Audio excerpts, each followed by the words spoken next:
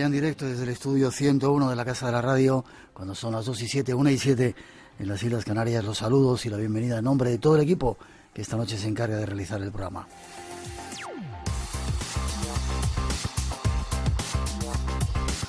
Un equipo compuesto esta noche en la parte técnica por Elena Trapero, que ahora se ocupa de controlar nuestro mágico sonido, llena de cosas por encima porque tiene frío. Rubén de Felipe, además está con nosotros Rosa Rodríguez en la producción y locución, Natalia Sotillos en la realización y coordinación, Jesús Ortega esta noche en la redacción y Miguel Blanco que os habla. Un placer para todos nosotros estar aquí hasta las 4, las 3 en las Islas Canarias. Y abrimos redes sociales en este tiempo mágico. Tenemos como siempre 5 premios. El teléfono de llamada gratuita 900-137-137. El email espacioenblanco@rtve.es. Las redes sociales, tanto Twitter como Facebook, Blanco Radio. Y tenemos un número de WhatsApp. Tomad nota. 652-03-5934.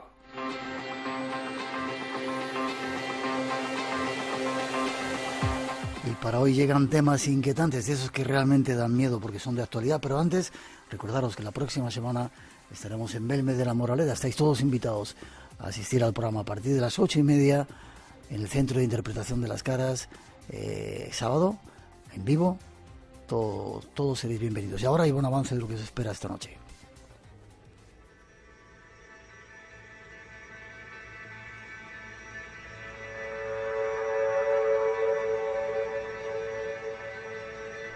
Esta noche vamos a tratar de conocer si nos vigilan.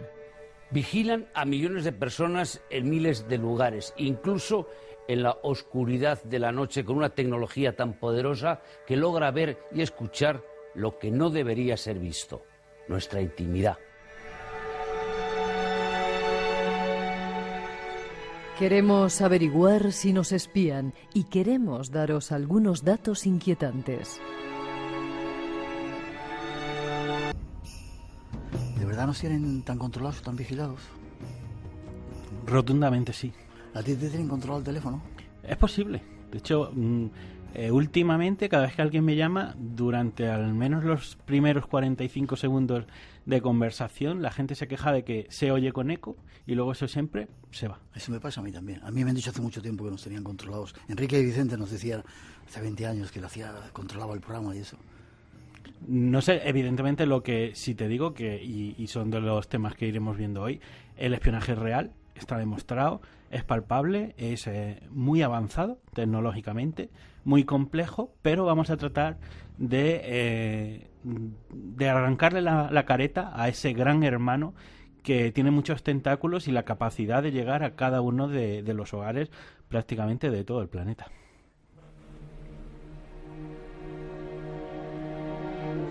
Eso sí que da miedo. Presentar a nuestro primer invitado, Miguel Ángel Ruiz, ingeniero de telecomunicaciones, llegado desde Cantabria. Buenas noches. Muy buenas noches. Ya este verano hablamos de ello y a mí me quedé con muchas ganas y realmente da miedo esto, ¿verdad? Porque son cosas... De hecho, lo quería decir al final, pero vamos a decirlo al principio. Fue una noticia que salió en marzo, estuvo durante muy poquito tiempo en Candelero, en las primeras páginas, y de repente se olvidó. Es tremendo. Sí, lo que pasó es que el 7 de marzo de este año Wikileaks saca una filtración, concretamente 8.671 correos electrónicos, documentos, etcétera, etcétera, que muestra cómo se hace el espionaje de la CIA a ciudadanos de todo el mundo. Aquello aparece en las portadas de los principales periódicos occidentales, Estados Unidos, Europa. Tiene hay que reconocer que sí, que tuvo una cierta repercusión, y apenas una semana después la nada, o sea, el tema se olvida, es reemplazado por otras noticias, no hubo una cosa que a mí me preocupa, ¿no? O sea, lo que de alguna manera los que seguimos estos temas, ¿no? Durante tanto tiempo tratando de ver qué hay al otro lado, por fin se destapa, por fin se demuestra y prácticamente todo queda en nada, la gente lo asume, se olvida y nos da igual. Y nos da igual, ¿no? Vale. Vamos a descubrir qué nos da igual esta noche. ¿Por qué te metes en estos temas tú, Miguel Ángel? En esas conspiraciones. De vez en cuando tienes una sección en el programa que habla de eso, de conspiraciones. ¿Por qué te da por ahí?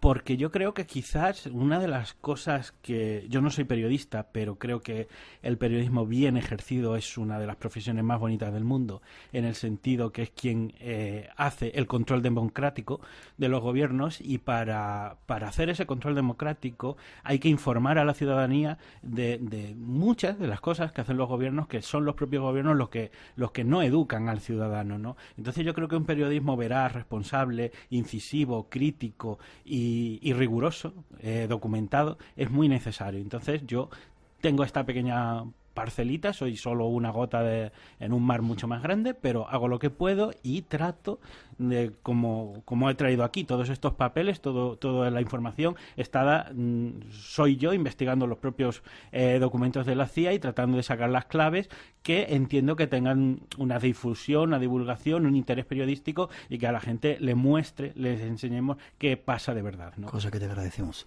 900-137-137 nuestro teléfono, 2 y 14, 1 y 14 en las Islas Canarias. Nos vamos a descubrir cosas que ponen los pelos de punta. Miles de satélites espías recogen información de todo en el planeta y controlan los movimientos de los seres humanos. Estamos siendo vigilados continuamente, en todo lugar, en el trabajo, en el automóvil, en el metro, en la calle, incluso en nuestros propios hogares. Nos vigilan.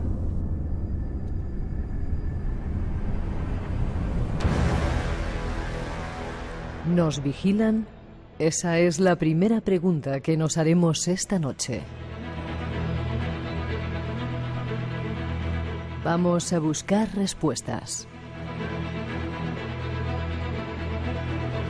Pregunta que te traslado, sin entrar en profundidad, que vamos a entrar ahora. Nos vigilan, ¿no? Satélites que, según contaban algunas veces, son capaces desde ahí arriba de sacarte el número de DNI. Cuando lo sacas así y lo pones en la palma de la mano, son capaces de ver el número de tu DNI.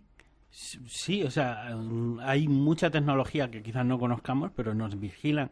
No es que nos vigilen una vez, es que nos vigilan de tantas maneras y tantos grupos diferentes. En este sentido, podríamos dividir un poco lo que es el espionaje público, ejercido por gobiernos, pero es que también nos espían entidades privadas, ¿no? ¿Sí? Por ejemplo, y fue un tema que ya tratamos en el Espacio en Blanco, con el tema de las patentes, como Samsung y otras televisiones, o sea, otros modelos de televisión son capaces, incluso algunas muñecas de Mattel, graban las voces que se producen en el hogar, en el entorno doméstico, y se transmite a Internet. Estamos muy controlados de muchas maneras. Hay un poco luego que distinguir quién hace qué, pero hay una prueba muy fácil, se puede ver por internet, de una de las opciones de Google, en el que sobre el Google Maps tú dices ubicación, dónde has estado, y te aparecen todos los sitios donde tú has estado en aproximadamente los últimos 6 meses. ¿Sí? Con una precisión brutal. Cuando quieras te paso el enlace, lo ves y tú mismo podrás ver en tu perfil dónde has estado en los últimos 6 meses, dibujado sobre un mapa. Pero ¿eso cómo lo saben?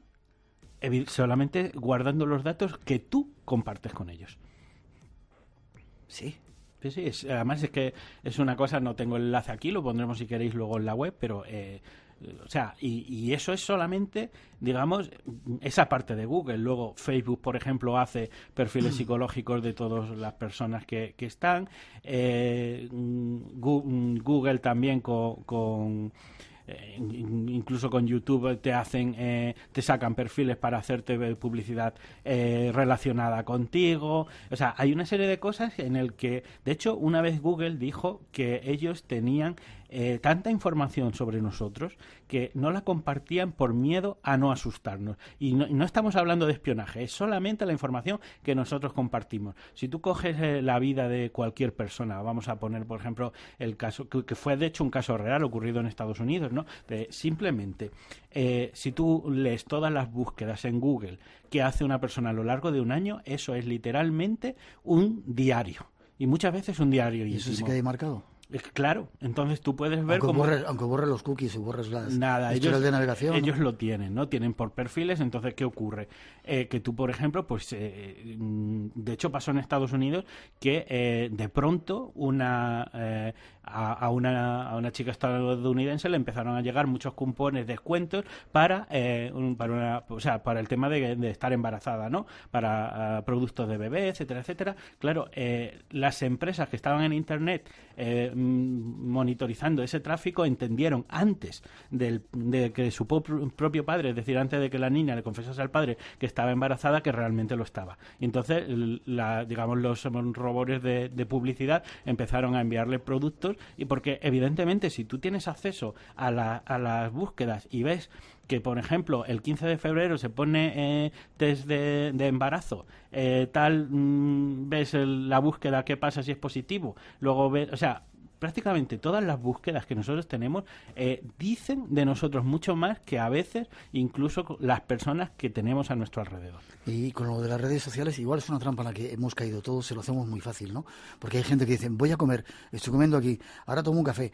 Cada segundo están retransmitiendo su vida y la ponen en las redes sociales. Instagram, etcétera, etcétera. Son tantas cosas, y simplemente el hecho no es solo que lo que nosotros compartamos, que eso de alguna manera, bueno, pues digamos, es responsabilidad nuestra, sino que luego ya hay equipos de psicólogos haciendo o validando perfiles, o sea, maneras de obtener perfiles psicológicos de lo que tú publicas en la red.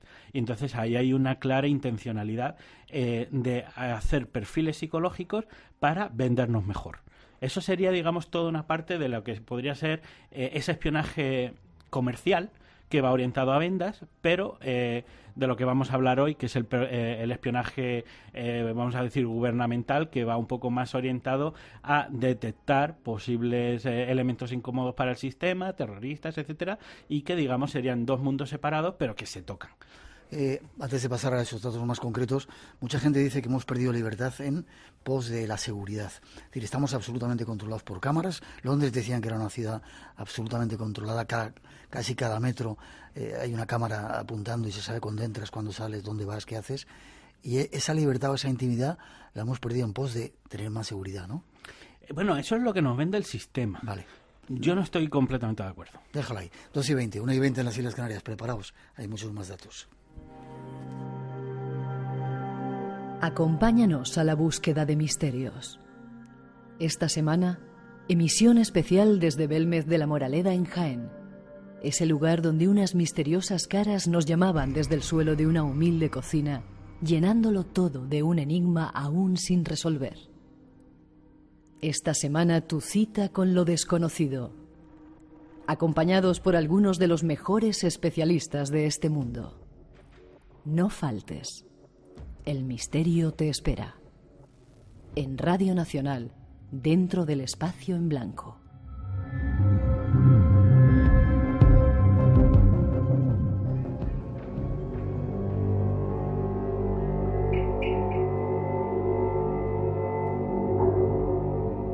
Vamos con algunos temas que nos parecen de ciencia ficción.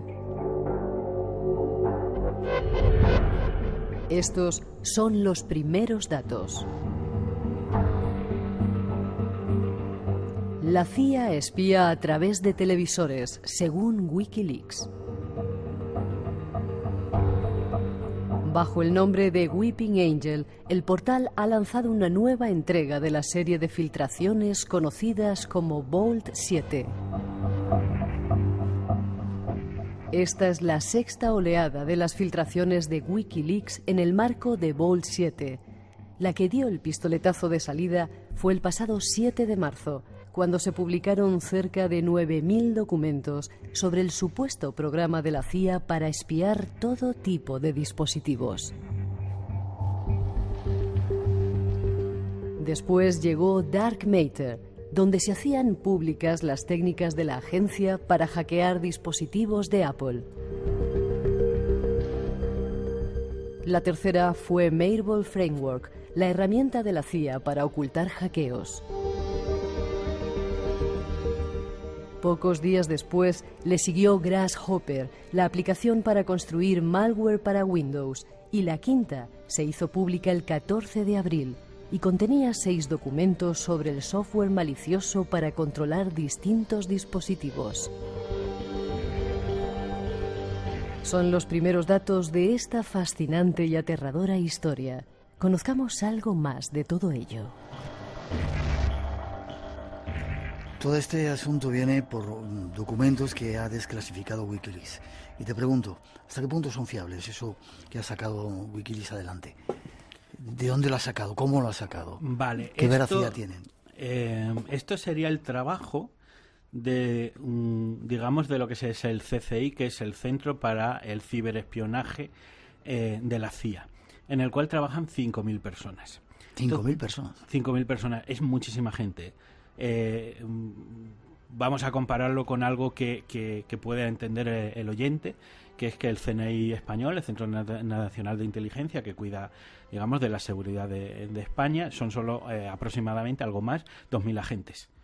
Y es para, digamos, todos los campos de inteligencia. Aquí tenemos 5.000 solamente trabajando en tema de espionaje informático. Es una barbaridad.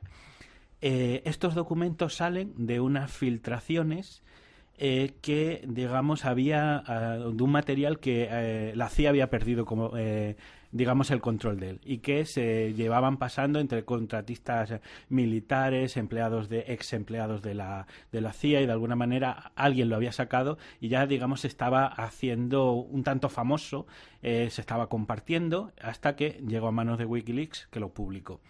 Lo que tenemos aquí son, en realidad, 500 proyectos que son proyectos de desarrollo informático, es decir, son programas, aplicaciones informáticas que diseña la CIA para espiar o acceder a prácticamente cualquier cosa conectada a Internet. Son documentos que datan, que van desde el año 2013 a 2016. Solo tenemos eso. Puede haber mucho más. Posiblemente cosas previas, posiblemente cosas posteriores, y es solamente lo que tiene Estados Unidos. Sabemos que hay mucho más porque está Inglaterra, está China, está Rusia, solo tenemos lo americano que ha perdido la CIA entre 2013 y 2016. Es solo una pieza de un puzzle, pero es tremendamente alucinante todo lo que tenemos.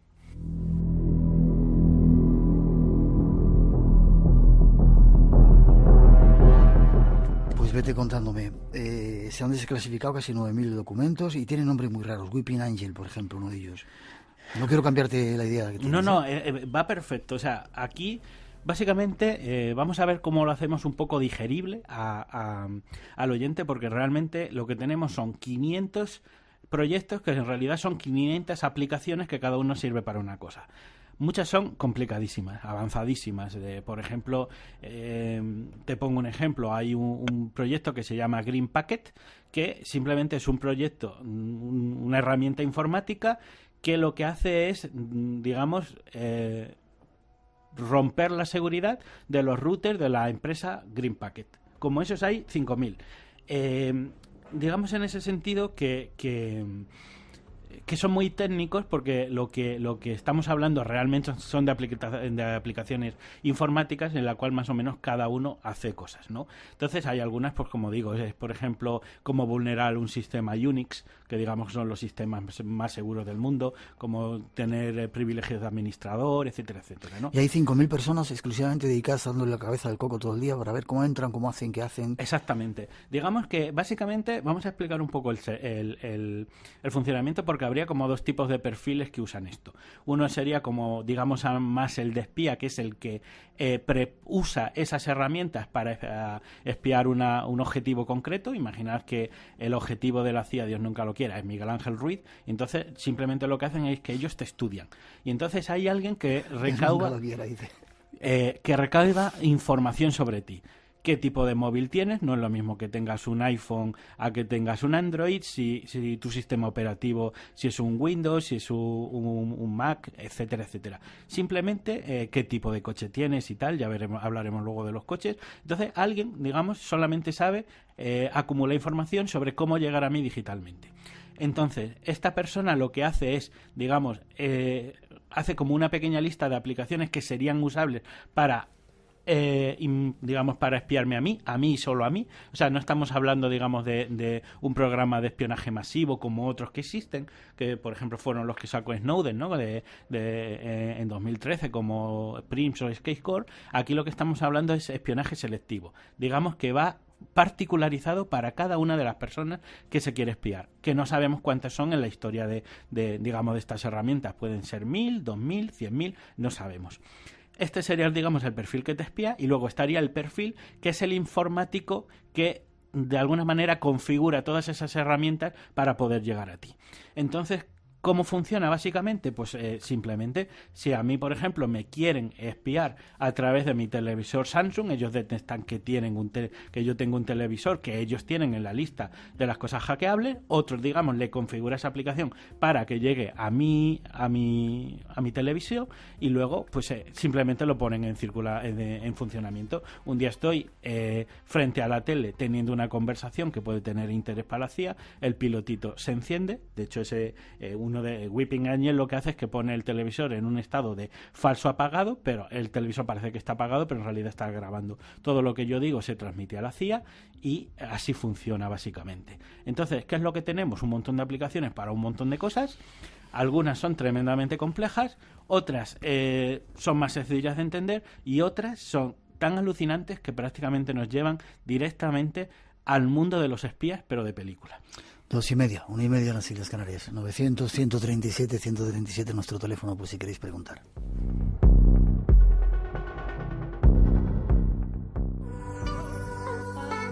Nómadas. Este es el tubo de lava más largo y grande del mundo. Un entorno volcánico con un punto salvaje. Tenemos 20 rutas para hacer el senderismo. Nómadas. Con Álvaro Soto. El paraíso de vacaciones de los surcoreanos está al sur de Corea del Sur, es una isla y se llama Jeju. 이번 주말에 노마다스에서 제주도 여행 어떠세요? 혼자 없어해. Nómadas. Los domingos a las 7 de la mañana es hora de Radio Nacional de España. Ahí está la recomendación de ese programa de Radio Nacional y ahora es nuestro tiempo, el del Espacio en Blanco. Esta noche con Miguel Ángel Ruiz hablando de conspiraciones, de lo que sabe la CIA, lo sabe todo sobre nosotros, dice. Dime qué proyectos se han filtrado a través de esos datos de Wikileaks. Hablabas de Weeping Angel, ¿cuál más? Hay muchos, ¿no? Por ejemplo, Coach Potato, que es una herramienta que permite que la CIA capture cualquier tipo de streaming que haga una persona. ¿Qué es un streaming? Cada vez que a lo mejor estás en Facebook y alguien dice fulanito está transmitiendo en directo, es decir, coges un vídeo, lo grabas y estás viendo. Tienen una herramienta en la cual permite grabar lo que cualquier persona transmite, ¿no? En ese sentido, hay otro proyecto que es mi favorito, tengo que decirlo, se llama Dumbo, y es una cosa terriblemente curiosa. Hemos dicho que hay 5.000 personas trabajando en esto, en el CCI. Hay una subdivisión de este grupo que se llama CCIE, que es el Centro de Ciberinteligencia de Europa, que sería un grupo de agentes de la CIA que se han trasladado a Alemania y que evidentemente tienen pasaporte Schengen, o sea, pasaporte europeo, y gracias a ellos, digamos, se pueden mover por toda Europa. Y, digamos, son un cuerpo especial que se llama PAG, que es el grupo de acceso físico, que sería como un grupo de último recurso cuando la CIA no puede espiarte de ninguna de las maneras. Lo que hacen que esta gente, pues estilo espía de toda la vida, ¿no? Estilo, como hemos visto en las películas, pues de negro, etcétera, se meten en una casa y, digamos, intervienen en tu teléfono, lo hacen físicamente, lo hacen como se hacía antes, ¿no? No sé si acordaréis aquellas polémicas de los años 90 cuando el CNI entró en la sede de Ribatasuna, etcétera, etcétera. El espionaje ahora ya no se hace así, es mucho más digital, pero en ocasiones, a veces, tiene que ver un grupo de personas directamente y entran por la noche y tal, y acceden a tu ordenador. ¿Qué es lo que hace Dumbo? Como ahora vivimos en un mundo plagado de cámaras, la gente de la CIA probablemente va a ser interceptada con alguna de las múltiples cámaras de seguridad que existen. Dumbo, la propia gente que anda, esos espías, entre comillas, son pillados por las cámaras. Exactamente, es como si alguien entrara en esta sala, entra por la puerta, manipula el ordenador que tú tienes enfrente, pero claro, evidentemente... Tenemos cámaras, los han captado. Dumbo lo que hace es un sistema de hackeo que permite inutilizar las grabaciones en las cuales aparecen los agentes de la CIA que se personan aquí. Yo no sé cómo exactamente qué formato tiene, si simplemente borran el audio, si lo hacen borroso o si donde aparece el hombre aparece un cuadrado negro. Lo curioso es que una vez que tú notas que alguien estaba allí y tiras de cámaras de vigilancia. Todas las imágenes en las que aparece algún espía de la CIA mientras entró a manipular tu sistema informático no existen o no se pueden ver.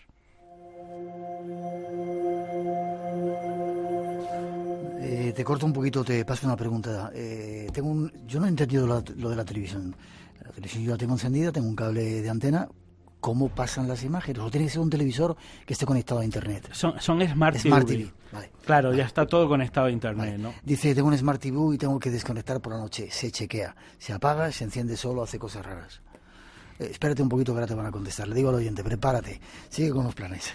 Luego hay muchísimas Mejor que cosas. lo apagues o que lo desconectes. Claro, como el tema webcam, ¿no?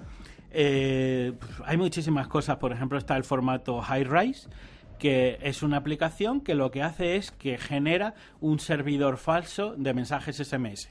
Cuando yo te mando un SMS, pues directamente va, yo te lo mando a ti, pero va vía, por ejemplo, nuestro operador telefónico, que podría ser Movistar, Vodafone, etcétera. Lo que hace Hi-Rise es que cuando tú me mandas tú eres, digamos, el sujeto estudiado, tu SMS no va directamente a Vodafone, pasa por un servidor de la CIA que lo copia y luego lo reenvía a Vodafone para que finalmente me llegue a mí. Como este tipo de proyectos hay muchos, de crear, digamos, dobles falsos. Ellos pueden coger ese mensaje y cambiarlo y hacerlo. Pueden cambiarlo, que sería una opción también, o simplemente monitorizarlo, leerlo, etcétera. Sobre este estilo habría muchos más, ¿no? Con email, con una serie de cosas. Básicamente es replicar todo lo que tú haces, monitorizar todo lo que tú haces y acceder a ti. Básicamente lo que quieren es saber lo más posible de ti.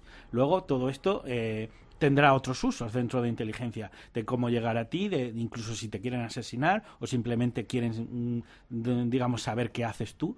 Y recordemos, de hecho, que hubo hace un par de años una serie de polémicas porque se supo que la CIA había espiado a líderes europeos, ¿no? Estamos hablando de jefes de Estado. Angela Merkel fue un ejemplo, ¿no? Entonces, pues en algunos casos es simplemente saber qué piensa incluso tus aliados, ¿no? Que digamos es un poco aquí lo grave, que la CIA espía también a aliados de Estados Unidos. Y te voy a decir, pueden llegar a cualquier persona que tenga un teléfono conectado o un aparato conectado a Internet. Sí, todo. Hay maneras. Luego veremos cómo, si quieres al final, cómo minimizar Sí, luego buscamos alguna solución. 2:36, 1:36 en las Islas Canarias, 900-137-137. Ahora seguimos, Miguel Ángel, si quieres, con más proyectos, ¿vale? Detrás de esa introducción nos lo sigue contando. Esta noche, en Espacio en Blanco... Vamos de visita. El lugar, una supuesta casa encantada. La vivienda contaba con 5 habitaciones. Sin embargo, la casera les dice que no pueden utilizar una de las alcobas.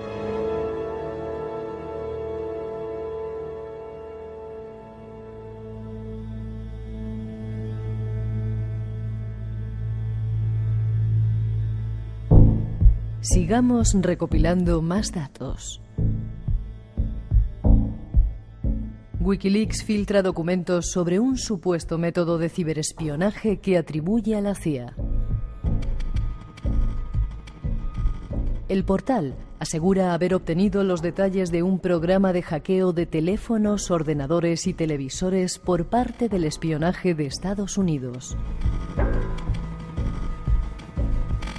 Una parte de la filtración a la que Wikileaks se refiere como año cero consiste en 8.761 documentos y archivos de una red de alta seguridad aislada y situada en el centro que la CIA tiene situado en Langley, Virginia. El llamado programa Año Cero incluiría toda una serie de armas informáticas para poder hackear teléfonos y dispositivos producidos por compañías estadounidenses que se convertirían en micrófonos encubiertos a través de los cuales espiar a los usuarios. Los documentos abarcan el periodo de 2013 a 2016 y, según Wikileaks, se han eliminado algunos elementos identificativos para llevar a cabo un análisis profundo.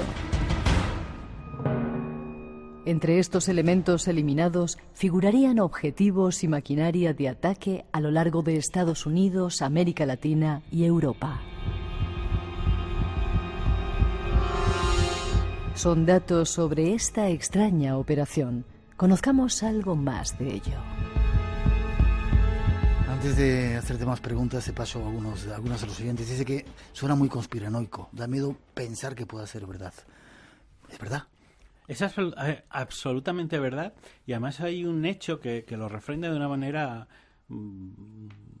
flagrante, pero además es que a mí es una cosa que me llama mucho la atención. Cuando Wikileaks hizo la filtración y la publicó, hubo todo tipo de reacciones, muy variadas. Además complejas también, ¿no? Porque de alguna manera la filtración expuso también a grandes compañías, ¿no? También las operadoras, Google, etcétera, en el cual se estaba viendo que cooperaban con el espionaje y que de alguna manera, claro, les ponen en evidencia porque les está de alguna manera poniendo en evidencia, con valga la redundancia, frente a sus propios clientes, a gente que contrata sus servicios, etcétera, ¿no? Luego también hubo cruces, acusaciones cruzadas de unos y de otros, de si esto era malo para Estados Unidos, etcétera. Pero lo que no hubo en ningún momento, nadie en todo el mundo, es decir, que la filtración de Wikileaks era falsa. Yeah. Y eso a mí me parece tremendamente significativo, porque el objetivo número uno de inteligencia habría sido desacreditar a Julian Assange. Y realmente, lo que digo, muchas reacciones muy variadas, etcétera, pero nadie lo puso en duda. Y a mí, este hecho, que realmente viene a ser, en el que, por muy criticable que sea, Wikileaks tiene una credibilidad internacional fuera de duda, a mí me parece un hecho muy significativo en el mundo de las conspiraciones de donde nos movemos. Vale, Año Cero, así es el nombre que le ha dado Wikileaks Bueno, Año Cero, digamos, era la primera filtración por algún lado, pero Año Cero es un nombre que tiene mucho que ver con cómo se hacen un poco este tipo de cosas.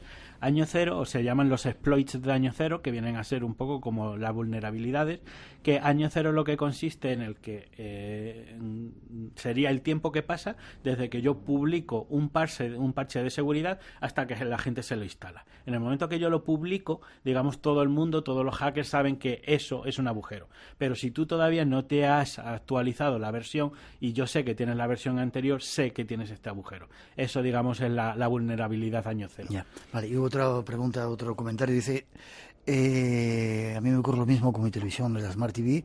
Los técnicos no me dan razón, se apaga y se enciende de madrugada, da miedo. Ahora cuentas que puede ser. Y pregunta también si puede encontrar a la gente que no tiene conectada la televisión a la antena. No sé cómo pueden verlo entonces, pero... Bueno, a lo mejor por otra antena. Quiero decir, no hay internet, seguramente es lo que se refiere. Bueno, es que en el fondo es lo más seguro, ¿no? Porque nos estamos moviendo en unos entornos tan tecnológicos que esto hay que interpretarlo como la CIA tiene ojos y oídos en nuestras propias casas, ¿no? Como si hubiera, vamos a decirlo un poco estilo parapsicológico, como si hay un otro lado de nuestros utensilios domésticos, de nuestros televisores, móviles, etcétera, y alguien puede ver a través de ellos, ¿no? Vale. Otra pregunta que nos hacen: ¿en la televisión solamente se graba sonido o también se pueden grabar imágenes? ¿Te pueden ver lo que estás haciendo en tu casa? Sí, por supuesto. Vale. Sí. Claro, es una webcam, o sea, aquí, en el caso de que tenga una webcam, o sea, quiero decir, pero no solamente la de la tele, sino la tuya del ordenador. Yo, por ejemplo, recomiendo que si una persona tiene una webcam conectada, a esa webcam se puede acceder de forma remota. ¿No la estás usando? Desconéctala. Lo hemos dicho muchas veces, o le pones un papelito por encima para que no se te vea. Vale, más proyectos que haya por ahí que quieran controlarnos. Pues hay dos que son muy curiosos, que hay uno que se llama Elsa, y que es de película en el sentido de cómo muestra lo fino que hilan, ¿no? Puede ser de que alguien quiera geolocalizarte por tu teléfono. Evidentemente tú sabes que esto te localiza tu posición y si tú le tienes encendido... Sí, siempre, aunque de vez en cuando me sale un anuncio que me dice: ¿quieren que Google te diga dónde estás ubicado? Yo digo no. Exactamente, a veces tú pones no permitir, lo que pasa que bueno, eso sería un permiso que se puede vulnerar. Tú lo que puedes hacer también, digamos, es desconectar la geolocalización, es decir, no sé, nada más que es entrar a tu dispositivo y leer esas coordenadas. Pero luego, digamos, puede existir la posibilidad de que la CIA no pueda geolocalizarte, porque bien porque estás debajo de tierra, bien porque, digamos, eso se ha roto, o bien porque estás, digamos, en algún sitio al que no entra. ¿Qué es lo que hay? ¿Qué es lo que hace ELSA concretamente? ELSA transmite tu posición a la CIA si tú no estás localizable, pero has entrado por una red wifi cualquiera. Se dice, claro, tú dices, en Cantabria he entrado, me he conectado. Claro, yo no estoy online, pero de pronto empiezo a tomar datos desde alguna red wifi, de la que sea, del vecino, de algo que digamos está fuera de otros, de otra monitorización, entonces entras, ¿no?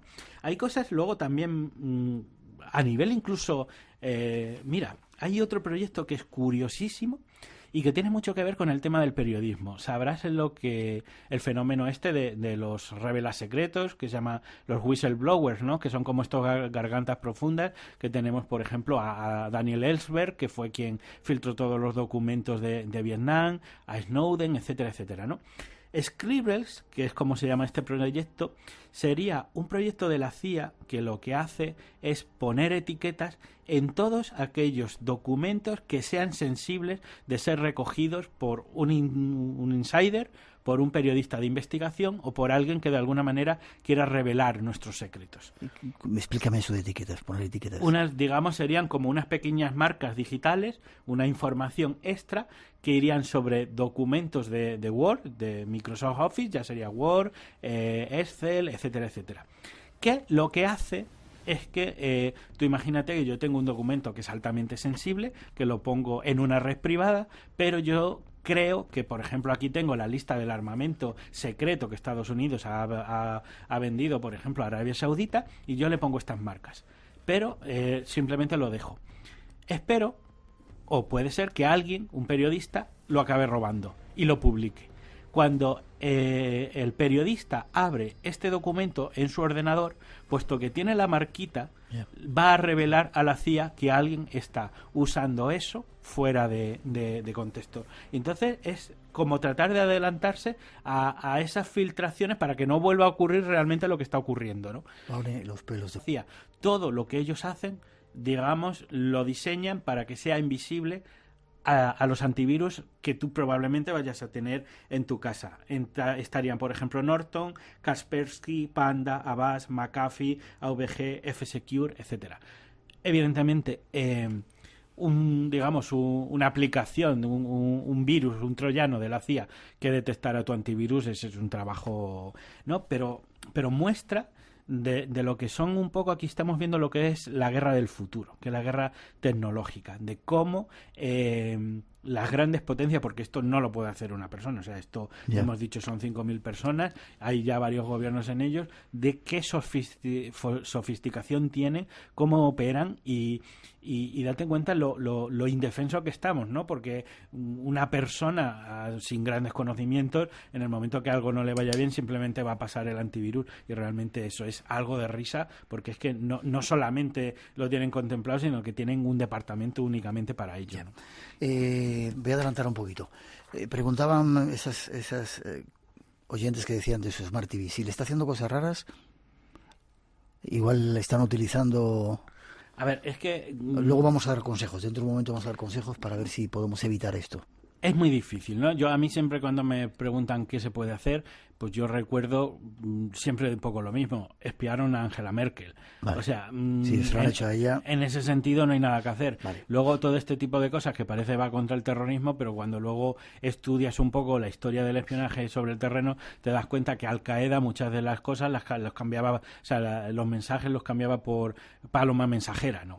Entonces, lo que no está en Internet, estamos llegando al momento en el que casi una carta de correos es más segura que un teléfono móvil. Curioso. Espera que pongamos un poquito de música.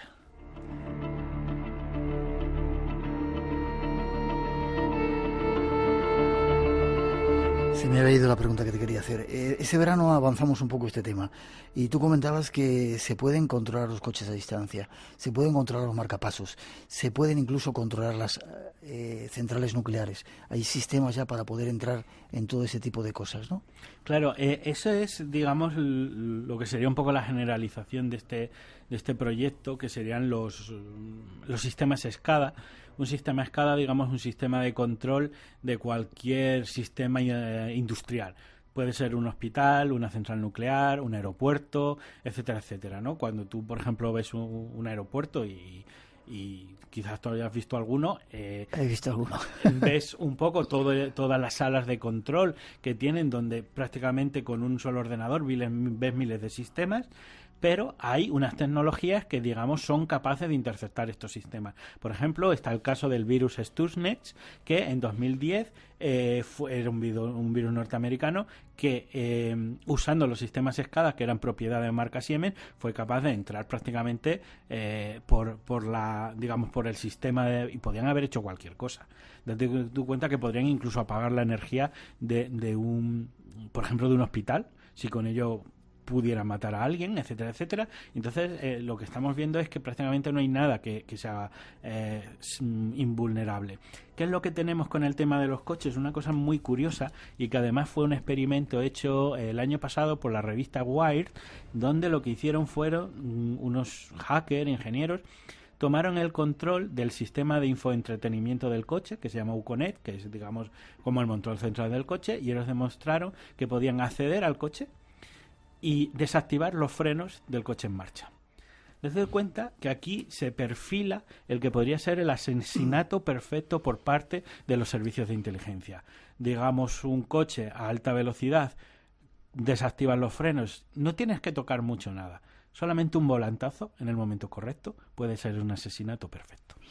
2:51, vamos a ver si averiguamos 1:51 en las Islas Canarias, algún sistema para defendernos de todo esto. Los instrumentos de vigilancia ya superan a las cámaras de rayos infrarrojos. Los gobiernos, la justicia y muchas corporaciones utilizan nuestros propios instrumentos tecnológicos para grabar nuestras actividades.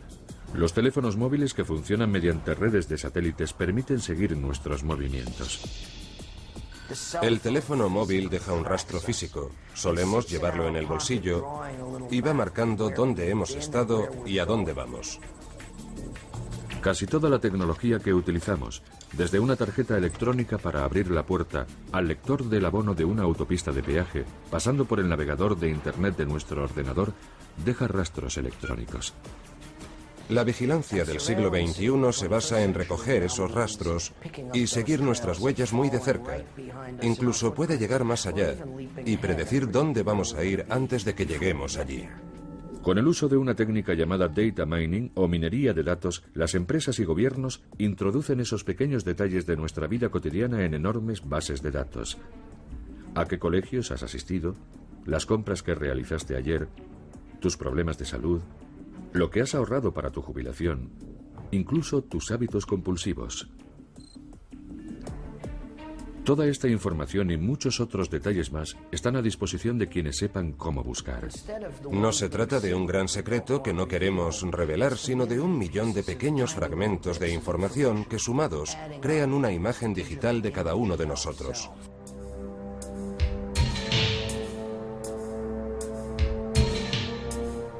¿Qué podemos hacer para protegernos ante esta cascada de informaciones que atentan contra nuestra privacidad? ¿Cómo pueden protegerse de crímenes cibernéticos los usuarios?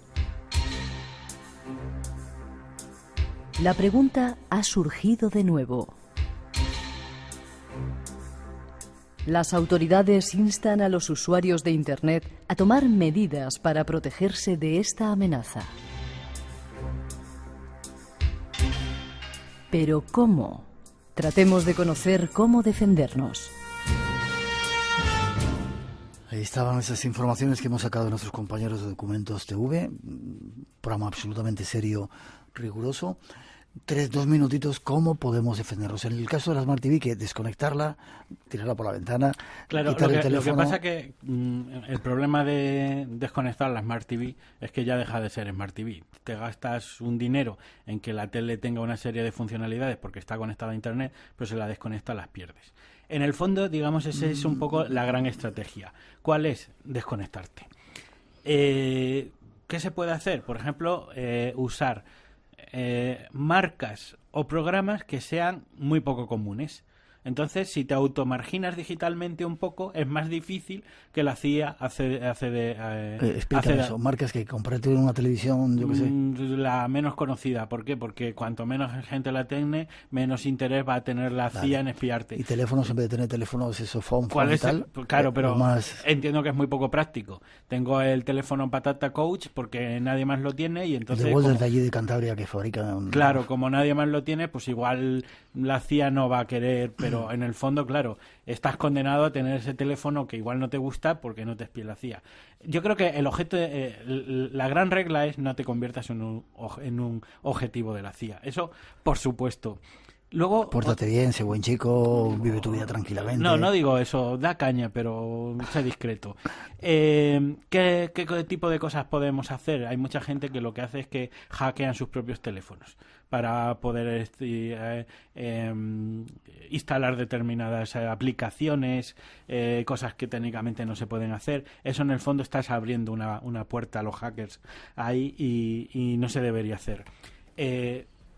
Trata de comprar aquellas marcas que de alguna manera están más, digamos, orientadas a la seguridad de sus clientes. O sea, evita aquellas marcas que se sabe, por ejemplo, que colaboran activamente con el gobierno de Estados Unidos. Compra aquellas marcas que emitan regulares actualizaciones de seguridad. Siempre van a estar un poco más así, pero bueno, evidentemente que, como digo, si eres objetivo, si van directamente a por ti, evidentemente te van a pillar. Hay una cosa muy sencilla, al margen de todo esto. Rápido, que si no... Limita la información que tú das en Internet sobre ti. Vale. Yo creo que eso es lo más principal. Limita la información que tú das sobre ti. Y desconéctate en la medida que puedas.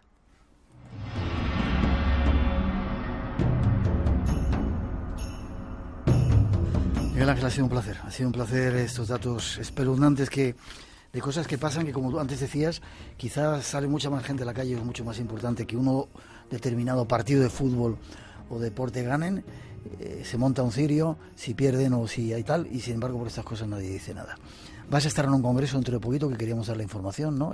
Vamos a estar en Logroño la semana que viene, el día 30 de septiembre, en las terceras jornadas solidarias de lo insólito. Voy a estar, esto se celebra en el Centro Cultural de Ibercaja, que está en la calle Portales número 48. Vamos a estar una serie de compañeros, todos de excepción. No me incluyo, pero todos de excepción. Estará Vanessa García, Carlos Gabriel Fernández, que conoces, está Jesús Ortega, aquí presente, David Mulé, otro gran amigo, y Enrique Echezarra, otro histórico de todos estos temas. Estaremos dando conferencias, es un evento solidario que organiza APIR, la Asociación Pro Infancia Riojana. Es un evento solidario, hay que llevar material escolar y que irá destinada a los niños de las familias más necesitadas. Y básicamente organiza el presidente del ARIS, que es la Asociación de Integradores Sociales de La Rioja. Este próximo fin de semana nosotros estamos en Belmez de la Moraleda, vosotros vais a estar en Logroño. Logroño, ¿solamente un día? Sí, solamente el sábado, día 30 de septiembre. ¿Hay algún sitio más para contactar, para tener más información? Pues en Facebook tienen la página de Facebook Sigue la Pelota, o la página del ARIS, Asociación de Integradores de La Rioja. También en Twitter es @SigueLaPelota o @Laris. Enhorabuena por seguir la pelota. Nos seguimos viendo. Estamos en ello. Buen viaje a Cantabria y nos seguimos viendo por ahí. Muchas gracias. Y te lo agradezco mucho.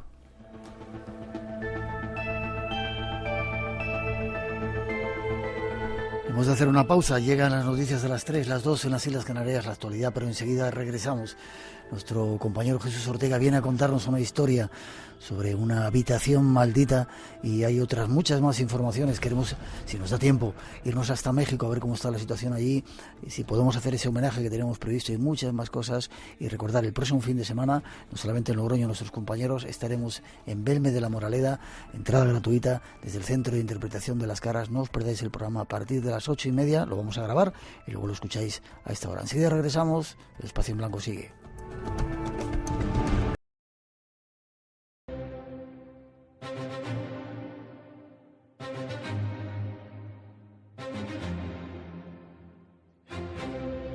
Hola, buenas madrugadas, ¿estáis listos? Comienza nuestro viaje, ese viaje hacia el misterio. 2 horas tenemos por delante hasta las 4, las 3 en las Islas Canarias, para viajar juntos esta noche, y es un placer que estéis ahí.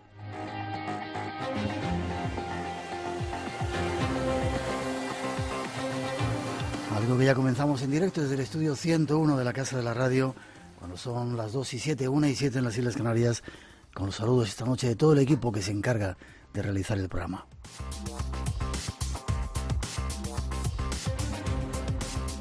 Esta noche en la parte técnica Paco Bermúdez, que ahora controla nuestro mágico sonido, Rubén de Felipe, Natalia Sotillos en la realización y coordinación, Rosa Rodríguez en la producción y locución, y Miguel Blanco que os habla. Para todos nosotros, un placer estar juntos aquí en vuestra casa, en la de la radio, en Radio Nacional.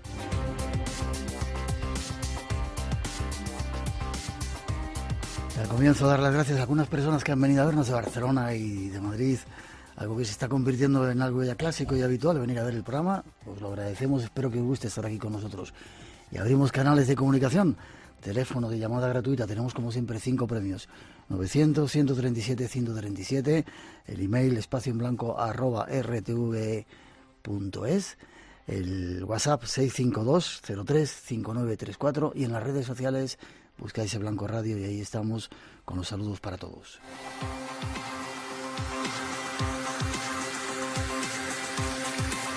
Tenemos todo listo ya para conectar con vosotros, y esta noche tenemos invitados ilustres, como casi siempre. Detrás de esa introducción nos presentamos a algunos de ellos, siempre con la recomendación de que no os perdáis el programa, ya veréis.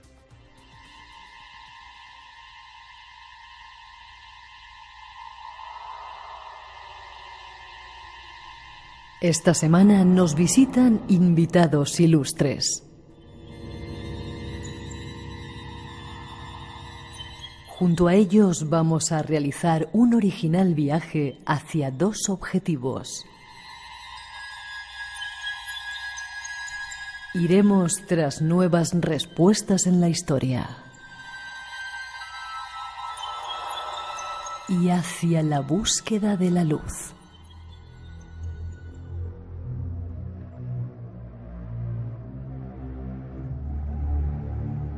Para la primera parte contamos con la presencia de 2 buscadores de puntos en la historia.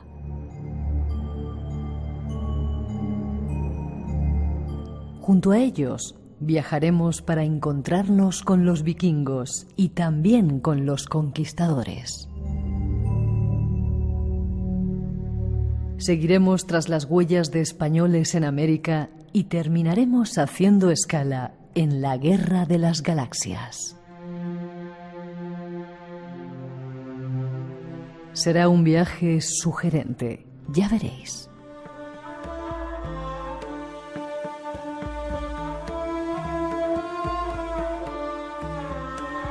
Después nos visitará un brujo. Junto a él queremos redescubriros a un maestro espiritual, un ser que trajo a Occidente una herramienta para llegar a la luz.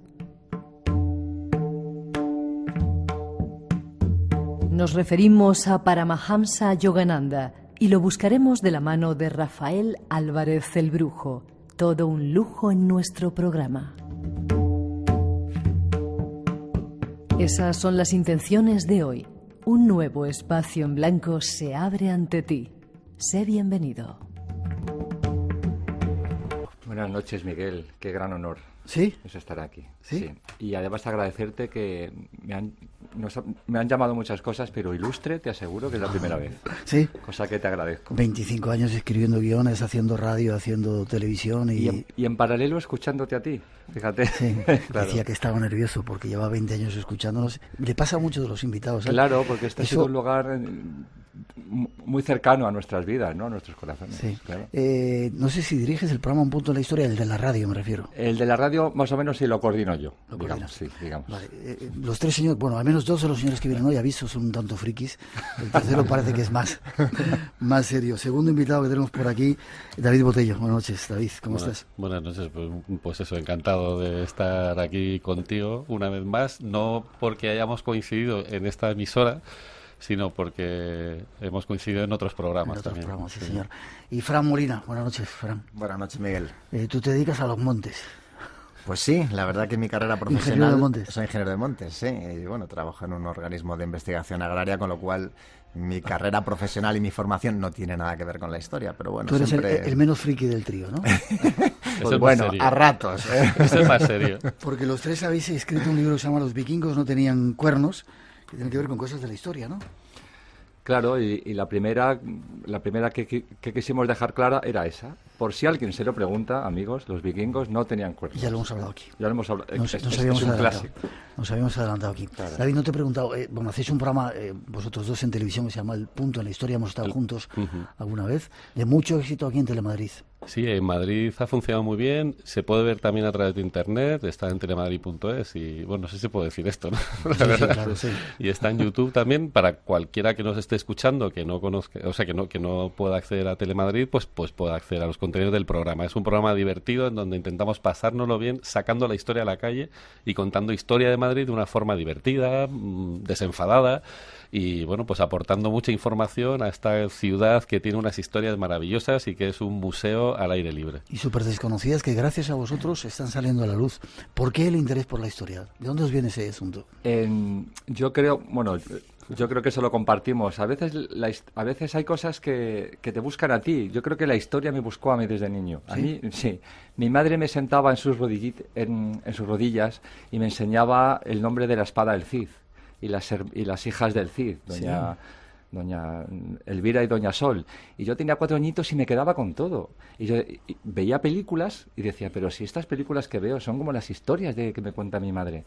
Y entró un amor por el conocimiento, por las vidas de otras personas anteriores a nosotras, que no es más que eso la historia.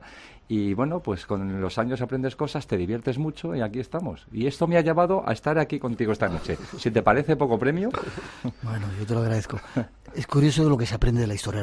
Me vas a contar tú, David, ¿de dónde te viene a ti esta historia? Pues bien, el interés por la historia, valga la redundancia. Claro, pues básicamente mi vida es contar historias, buscar historias, y cuando encuentro una historia me gusta mucho contarla y compartirla, ¿no? Entonces, buscando historias, pues cuando era muy joven descubrí que la historia más apasionante era la historia real, lo que había pasado de verdad, que como se dice, pues la realidad supera la ficción. Y es verdad, es que incluso las grandes ficciones se basan en hechos reales y en historias reales. Entonces, al final, contando historias, pues acabé contando historia, que es para mí mucho más interesante. ¿Pero sois periodistas? ¿Estudiaste periodismo o no? Estudiamos periodismo, pero la rama de imagen y sonido. O sea, en la misma facultad. Estudiamos comunicación audiovisual, pero... Básicamente hemos desarrollado nuestra carrera profesional como guionistas, básicamente. David ha dirigido más, pero básicamente somos juntaletras. Sí, pero vamos, un término muy cuando bonito. Me preguntan, ¿tú qué eres? Yo soy guionista, o sea, yo me considero guionista o contador de historias. Vale, ¿y tú, Santi, de dónde te viene esa historia? Pues a mí, Francis... Perdón, Francis. Ya te quiere cambiar el nombre. Bueno, mira, yo siempre he defendido que la historia es una disciplina que la verdad que te permite pues ampliar miras, ensanchar horizontes, reflexionar un poco también sobre nuestro presente, ¿no? Porque yo creo que lo entiendes mejor muchas veces cuando oímos eso de no, es que esto antes no pasaba. Pues sí pasaba, y pasaba seguramente peor. Y bueno, es como viajar, ¿no? Cuando viajas, pues conoces gentes, conoces otras culturas, diversidad, y eso te permite pues aceptar más a los otros, aceptarte más a ti mismo, y bueno, en el fondo, pues la historia es un viaje en el tiempo. 2:16, 1:16 en las Islas Canarias, un viaje que comenzamos ahora, menos mal que era el tímido Francis, ¿eh? Sí. El Santi que yo le he puesto el nombre. Nos vamos de viaje, queremos descubrir cosas que no conocíamos de esa historia que ha quedado atrás, ya veréis.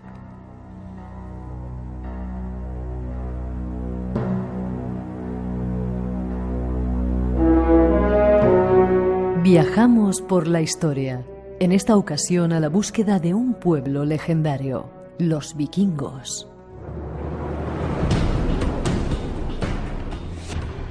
Noruega, siglo VIII después de Cristo.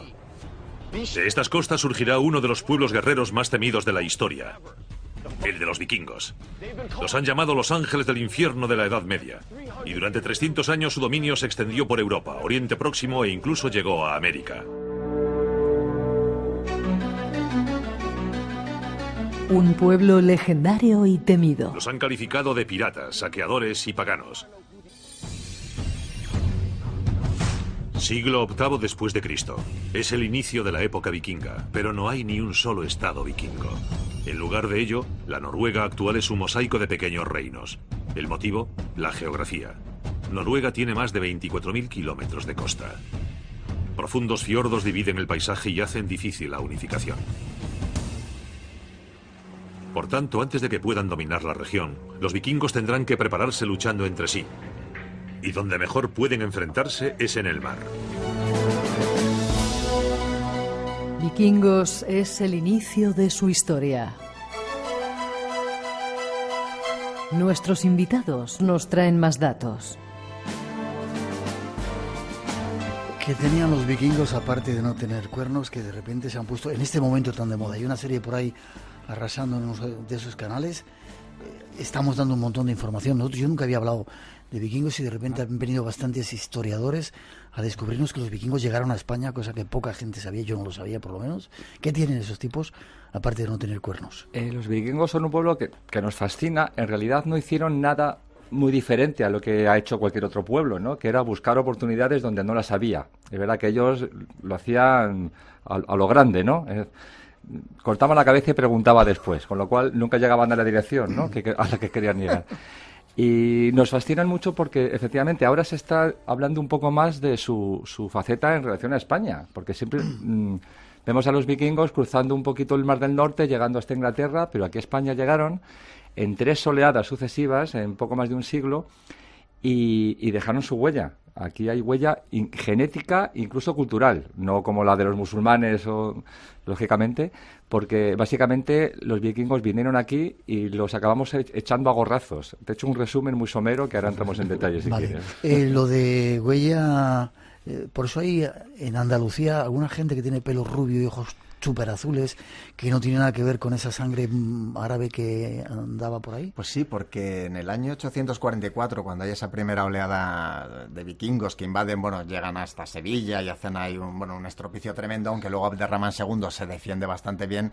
Y la verdad que el estropicio lo hace él, ¿no? De hecho, mata a casi todos. Los pobres supervivientes los dejó con la cabeza a la altura del cuello, los enterró, hizo pasar caballos por encima de ellos hasta que dejaron de parpadear. ¿Esa fue la venganza? Esa fue la venganza. Y el castigo ejemplar. Pero unos pocos de ellos sí que se convirtieron al Islam, se quedaron a vivir por Morón y por ahí, y se dedicaron a la cría de caballos y a la elaboración de un queso que fue muy famoso por aquellos tiempos y sigue siendo famoso. Ahora solo se hace en Noruega, el queso viejo creo que se llama, Gamesloj o algo así, pero vamos, que estuvieron unos cuantos aquí asentados. ¿Y les dejaron estar tranquilos? A estos sí, porque sí, estos se convirtieron al Islam, pero fueron pocos los que se quedaron de aquella oleada, que casi todos o murieron o siguieron haciendo su ruta hacia el norte de África, porque estos eran muy cabezones y no paraban. Vamos un poco atrás. ¿Cómo empieza la historia de los vikingos? Decíamos en esa introducción que no eran un pueblo, que se peleaban entre ellos, que había fiordos. ¿De dónde nace ese nombre? Si es que tiene algún sentido el reunirlos como una patria, como un pueblo. Bueno, los vikingos eran un pueblo que estaba en el norte, entonces se les llama a los hombres del norte, ¿no? También se les llama normandos, que aunque parezca mentira, es el mismo pueblo que luego conquistó también Inglaterra y que tuvo una presencia muy, muy asentada, digamos, en toda Gran Bretaña. Entonces, ¿de dónde viene el nombre? Viene pues eso, de los hombres del norte, y luego, si no recuerdo mal, creo que venía del tipo de embarcación que tenían, o qué era, o cómo era esto. Alguno me echó una mano. Viks, hombres guerreros. Yo creo que los hombres guerreros. Los hombres guerreros era un apelativo que se ponían ellos mismos, ¿no? La primera incursión de la que hay constancia histórica fue en Lindisfarne, ¿no?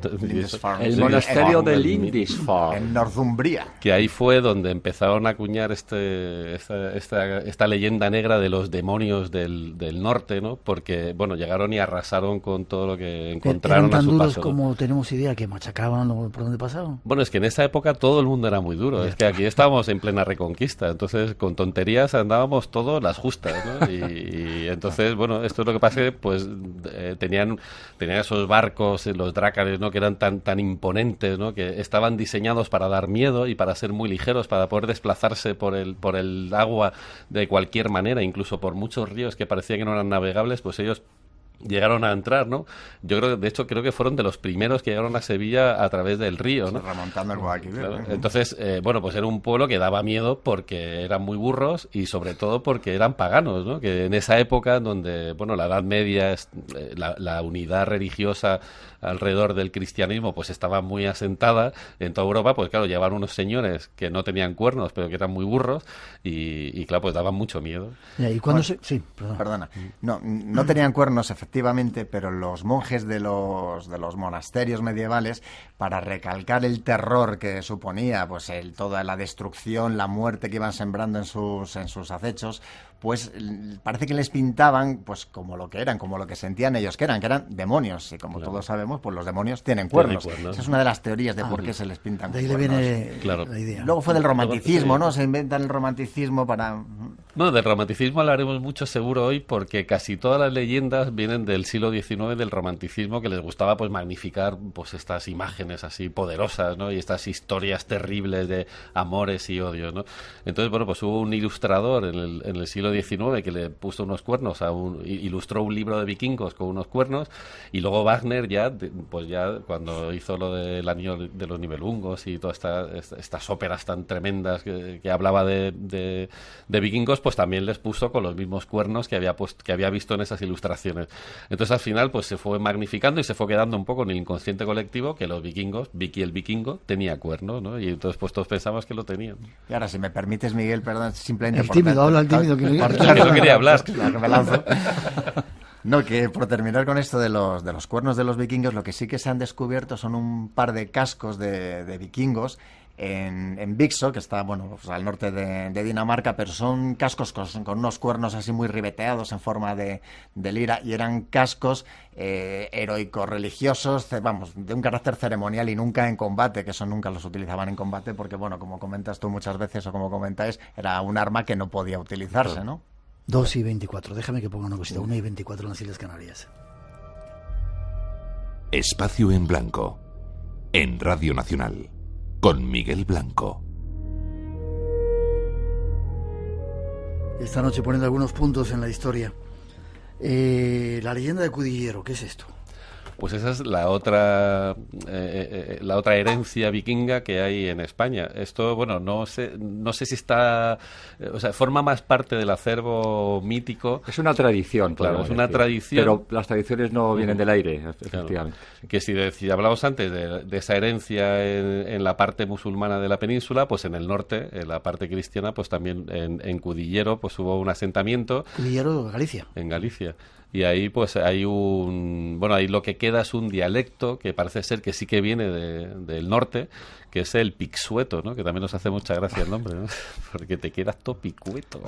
Sí, básicamente el recorrido, digamos, físico de las oleadas vikingas eran la costa atlántica, empezaban por el norte desde Cantabria, Asturias, Galicia, bajaban por toda la fachada atlántica, lo que hoy es Portugal, y al llegar al sur intentaban remontar el Guadalquivir, pero luego cruzaban el estrecho y tuvieron presencia en la costa mediterránea, en las Islas Baleares, y por llegaron a Bizancio. Es decir, sí. O sea, navegaban.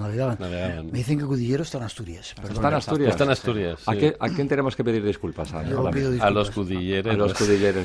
Pido disculpas. ¿Cuándo se conforman como una nación que pudiéramos llamarles a todos esos vikingos? ¿En algún momento en la historia? Es que nunca compartían una cierta unidad por una cuestión lingüística. Ellos nunca existió, digamos, una nación vikinga.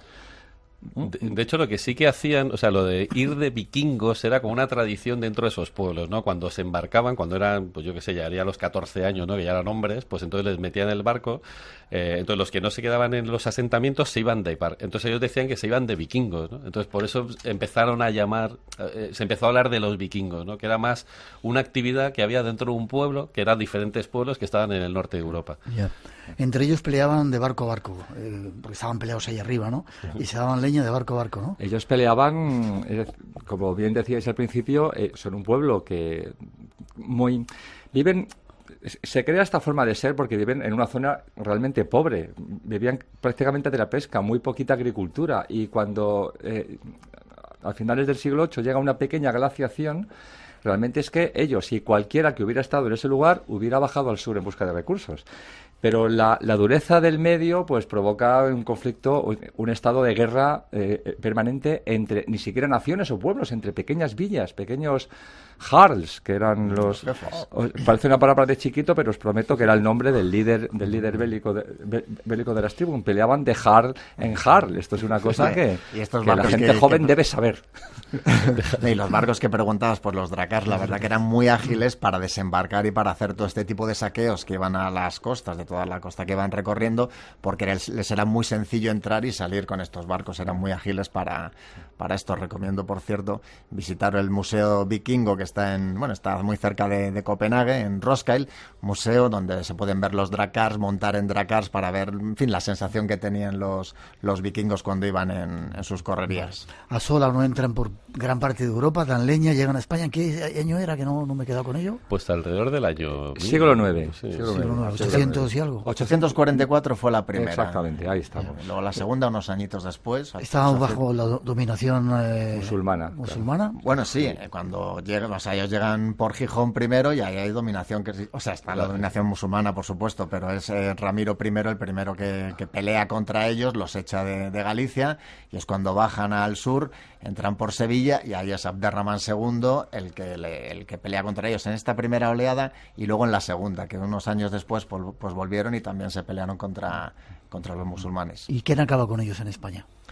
Bueno, en España cada vez que venían al final salían escaldados, porque hacían destrozos y muchos saqueos, pero al final, en la tercera, por ejemplo, pues es el obispo Sisnando, ¿no? el que pelea contra ellos porque querían entrar en Santiago de Compostela, y es un obispo guerrero, luego, ayudado por otros condes y demás, pero entre musulmanes y castellanos y cristianos, pues les fueron venciendo. No les fue muy bien en la península, la verdad. No, ninguna de las tres incursiones fue... En realidad, al siguiente ataque iban los que habían sobrevivido del anterior, básicamente. Lo que sí se solían llevar era oro, porque gran parte de su mecanismo para conseguir riquezas era... tenemos tu ciudad a tiro, entramos, matamos a todo el mundo, o nos dais el oro que necesitamos. Ahí se habla de algunos, ¿cuál es la palabra? Sobornos, de tipo de 7.000 piezas de oro, lo cual era un dineral hoy, y entonces ni os cuento, claro. Vale, salen de España ya. ¿Qué hay de eso de que dicen que llegaron a América, y a Groenlandia y a América? Bueno, ¿Los vikingos fueron los primeros que llegaron a América? Bueno, no se sabe, porque incluso en América se dice que hay incluso alguna runa fenicia, escritura fenicia, o sea que, ¿quiénes fueron los primeros? Lo que se sabe es que el que cambió la historia de verdad fue Colón. Antes hubo varios asentamientos, sí que ahí están documentados, pues que alguno perdido acabó en América, y pues parece que duraron 3 generaciones más o menos, y no hay más restos de presencia vikinga. De hecho, creo que el que llegó a América fue Bluetooth, ¿no? Que le conocemos por los dispositivos, sí, fue diente azul. Hay mucha tecnología que viene de Ericsson, por ejemplo, creo que también fue otro vikingo. Hay mucha tecnología que también viene del norte, que han bautizado sus sistemas, sus dispositivos, o sus marcas con nombres vikingos, ¿no? Que tal, es muy curioso. Entonces, ¿llegaron a América? Pues es probable. Sí, la península, en Terranova, digamos, atravesando el Atlántico Norte, además la distancia es más corta, no tuvo que ser un viaje fácil, pero llegaron ahí, efectivamente, hubo unos asentamientos que duraron poco más de un siglo, 3 generaciones. Sí. Y luego Groenlandia también es muy divertido porque, pues siempre ha estado, parece ser que está documentado que siempre ha estado bajo una capa de hielo, y se me le llamaban Greenland para ver si picaba el anzuelo alguno y llegaban a sentarse ahí también, ¿no? Pero creo que picaron pocos también, ¿no?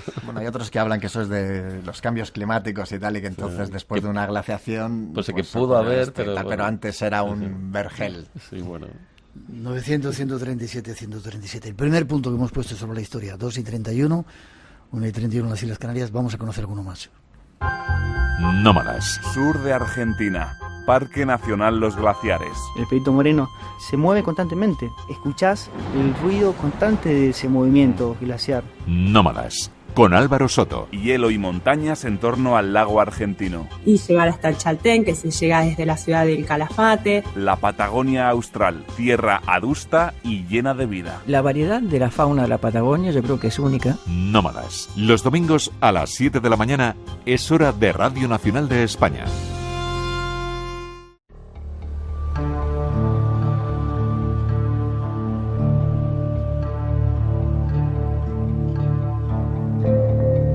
Adelantemos unos pasos nuestra historia, justo hasta el momento de los conquistadores españoles, concretamente hasta el tiempo de Pizarro. En 1532, un grupo desesperado de conquistadores españoles zarpó hacia tierras desconocidas de América del Sur.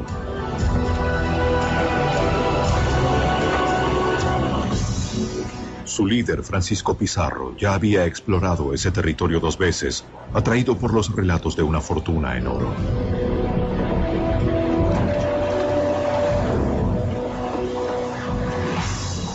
Reclutó 180 soldados españoles bien armados, con la promesa de compartir cualquier tesoro que descubrieran o capturaran. Para obtener el permiso de realizar esa expedición, prometieron dar la mayor parte de lo que descubrieran a su rey Carlos V. La mayoría había viajado miles de kilómetros desde España al Nuevo Mundo años antes, soportando enfermedades, guerras y otras penurias. Allí esperaban hallar el dorado.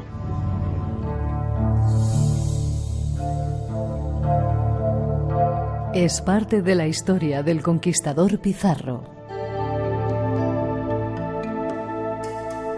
Pero hay mucho más desconocido, extraño y misterioso. Tratemos de conocerlo en los próximos minutos.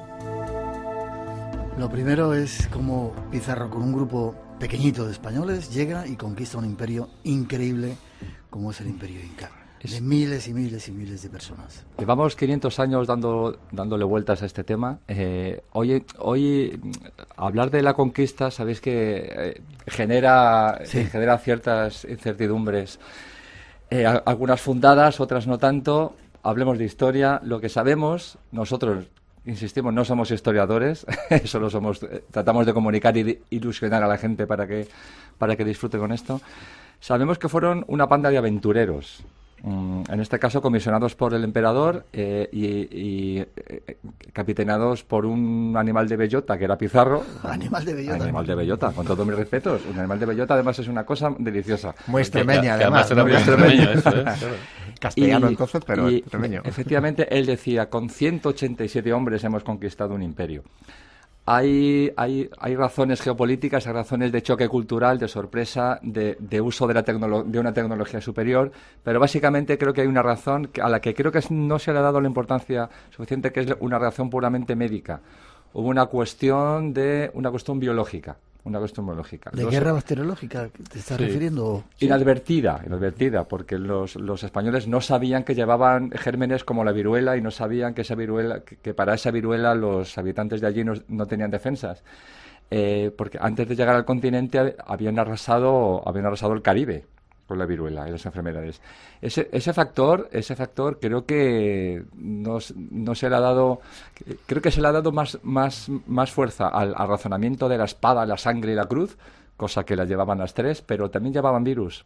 Y básicamente se montó una escabechina, es decir, los soldados y la gente de los imperios caían como moscas, si me permitís la imagen, algo manida. Pero quizá también porque los incas estaban en peleas entre ellos, ¿no? Y eso les facilitó un poco la historia, ¿no? Había una guerra civil entre dos hermanos que se estaban disputando el trono y uno de ellos venció una de las batallas y en ese momento justo llegaba Pizarro con sus hombres en un barco.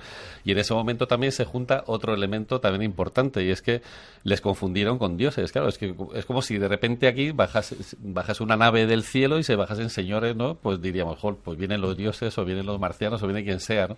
Pues eso ocurrió de verdad y ocurrió en América cuando llegó un barco cargado con un montón de señores con barba que coincidían con la imagen que ellos tenían de Viracocha y esa promesa famosa de que algún día volvería. Entonces, Atahualpa, que es uno de los dos hermanos, pues decidió que ese señor venía a bendecir su victoria. Y entonces le trató demasiado bien para las intenciones que traía a los españoles, ¿no? Incluso muchos de los sacerdotes de los incas pues le dijeron, ten cuidado porque a lo mejor no vienen con buenas intenciones, ¿no? Incluso alguno llegó a decir que no eran enviados por Dios, sino enviados por el demonio. Pero aún así, pues cuando la famosa matanza de Cajamarca, pues los indios no se defendieron, ¿no? Los incas no quisieron defenderse porque parece ser que Atahualpa dio la orden de no ataquéis aunque nos ataquen. Y así acabó la cosa, como como el Rosario de la Aurora. Válgame. ¿Y quiénes son esos 13 de la fama?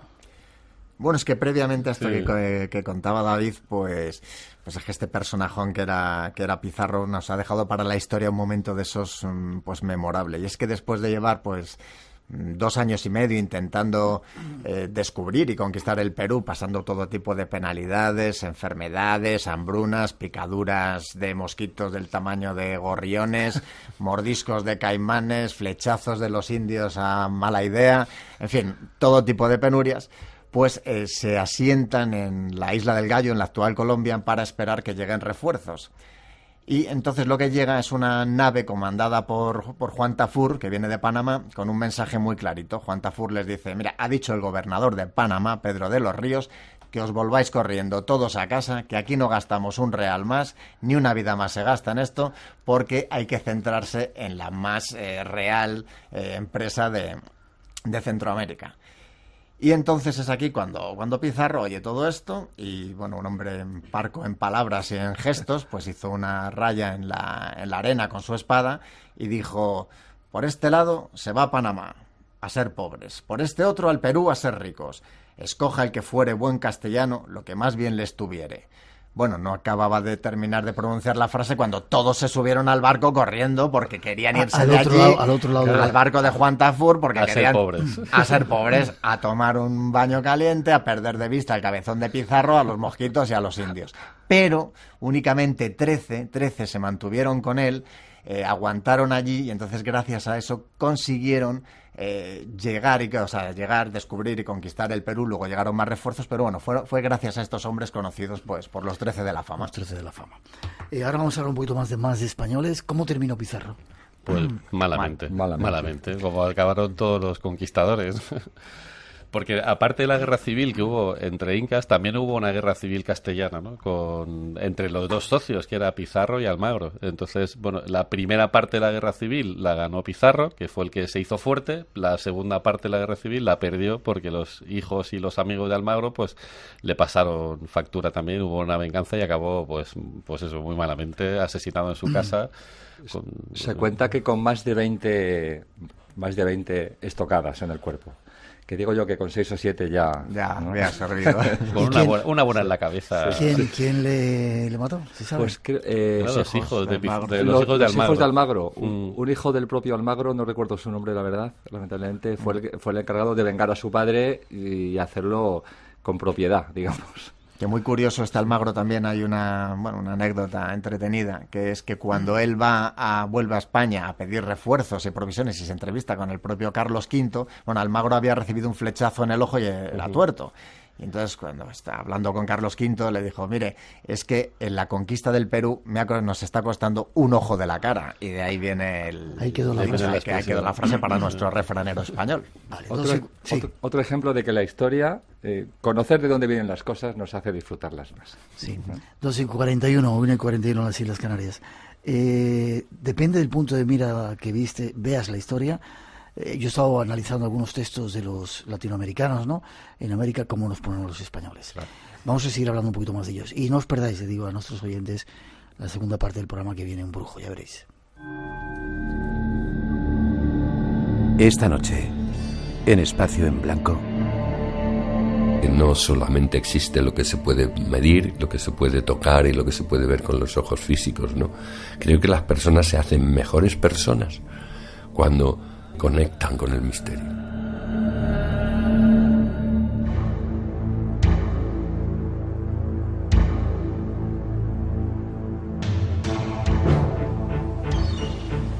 Como la proa de un barco, Hernán Cortés partió las aguas turbulentas de la vida en busca de aventuras y de nuevos horizontes. El destino lo colocó en la frontera de la mitología y de la historia. Él nunca supo que sería una leyenda. Cortés solo quería fortuna y poder. Fue un hombre polémico, valiente y miserable, cruel y bondadoso, noble y traidor.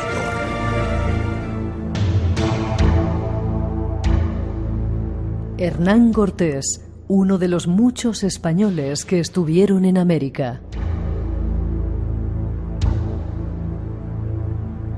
Es el más conocido, pero hubo otros muchos que se adentraron en los territorios de los indígenas americanos. Conozcamos algo más de su historia. Los que iban para allá no eran gente dura, ¿no?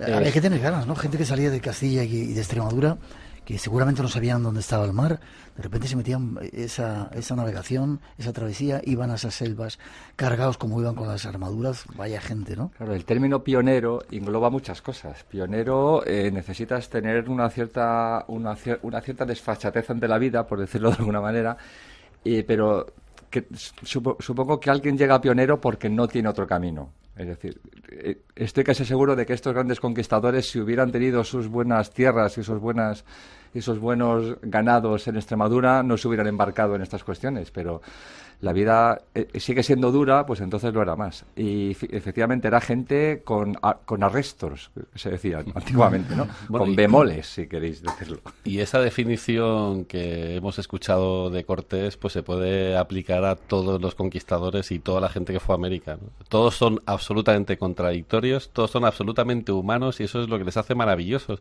Y efectivamente, depende de la perspectiva desde la que se mira. Para unos héroes, para otros villanos, claro. Y gente... Sí, lo más sorprendente es que aquí les consideramos más desde el punto de vista de los villanos que desde los héroes, ¿no? Y es verdad que pues que deberíamos... O sea, yo creo que sí que hay que reivindicar un poco esas figuras, no tanto por lo mal que hicieron, sino por todo lo bueno que también hicieron, ¿no? Y bueno, pues ahí...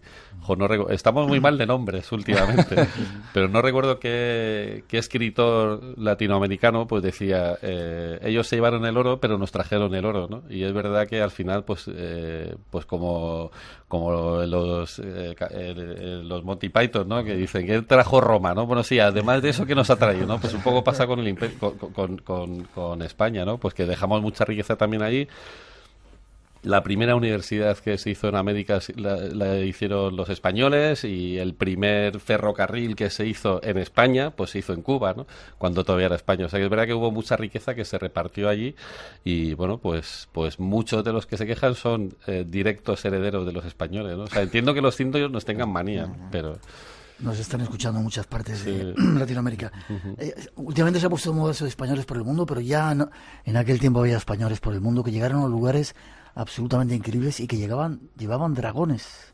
Contarme esa historia. Esto es peliculero, amigos. No sé a qué esperamos para hacer una película de los dragones de Cuera. Si lo pillaran los americanos, es una frase que digo mucho. Bueno, harían 20 historias de ellos, ¿verdad? Impresionante. Bueno, es que los americanos no tienen historia y entonces lo que hacen es de cualquier pequeño episodio, de cualquier anécdota, pues lo convierten en un gran mito, ¿no? Nosotros tenemos una gran historia y no la conocemos. Esa es un poco la diferencia también. No sabemos por dónde empezar a hacer películas y en eso nos liamos. Los americanos, como no tienen un Navas de Tolosa, pues hicieron el Álamo, ¿no? Que es una escaramuza, ¿no? Bien, los dragones de Cuera. La presencia española en americana siempre pues se conoce más, efectivamente, desde Centroamérica hasta abajo, pero la presencia en Norteamérica, entendiendo como tal no solo Estados Unidos, sino Canadá y Alaska, fue muy importante y muy, muy, muy desconocida. Digamos, los primeros que se cruzaron con los indios, a los que luego vemos enfrentados al séptimo de caballería, fueron los españoles. Hubo españoles en todas las grandes praderas, en toda la costa del Pacífico y en Alaska. Los dragones de Cuera eran vamos a llamarlo una guardia civil de la época, perdóneseme, y pues, a efectos, digamos, didácticos, un puesto real, subvencionado por la corona española, de control de las grandes extensiones en el Medio Oeste. Controlaban pues fuertes, costas, cuando había carreteras, vías comerciales, y el 80% eran españoles, el 20% eran mestizos, indios, con un uniforme que de verdad invito a todos a que busquéis en Google, bendito sea Dios, ¿no? Que tenemos estas posibilidades. Dragones de Cuera, porque era un uniforme de cuero azul que debía destacar contra los pardos de la pradera americana, que daba gusto. Y eran tipos realmente duros. digamos, el primer séptimo de caballería que de verdad se enfrentó a 2000 cherokees con cara de pocos amigos fueron los dragones de Cuera, que el nombre no me digáis que no tiene resonancias cinematográficas. Y luego, ¿quieres decir algo, David? No. Y luego era curioso porque esos españoles llevaban perros, que era al parecer algo extraño desde el punto de vista de los indígenas, ¿no? Y cuando los veían, perros más duros, ¿no? Claro, perros entrenados para hacer daño. Claro, todo esto estamos hablando en tiempos de conflicto. Básicamente porque si no hay conflicto no hay historia, que es lo que nos pasa a los narradores, ¿no? Si no hay algo, si un protagonista no tiene un impedimento, no hay historia. Allí eran culturas luchando unas contra otras, siempre por recursos, y los españoles haciendo una labor que yo creo que hay que reivindicar allí, a pesar de lo políticamente incorrecto que esto hoy suene. Los españoles allí llevamos no solo bofetadas, vamos a dejarlo ahí, no solo bofetadas. Bueno, es que últimamente se ha puesto de moda en Estados Unidos incluso derribar las estatuas de Colón, ¿no? O sea, que es que hemos llegado a un momento de desprecio por la historia también a todos los niveles, pues que yo creo que pues que nuestra labor también es un poco reivindicar lo que se hizo, ¿no? Lo bueno y lo malo. O sea, también se hicieron muchas cosas malas y también se han denunciado y también reconocemos que se hicieron muchas cosas muy mal hechas. Pero bueno, pues habrá que a nosotros nos toca el papel de cargar las tintas sobre lo bien que se hicieron, sobre las cosas buenas que se hicieron.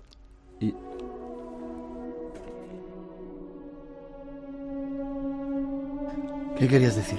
No, que a la vez en Estados Unidos, sin embargo, se reivindican figuras como Bernardo de Gálvez, que creo que Francis de esto está más puesto que nosotros.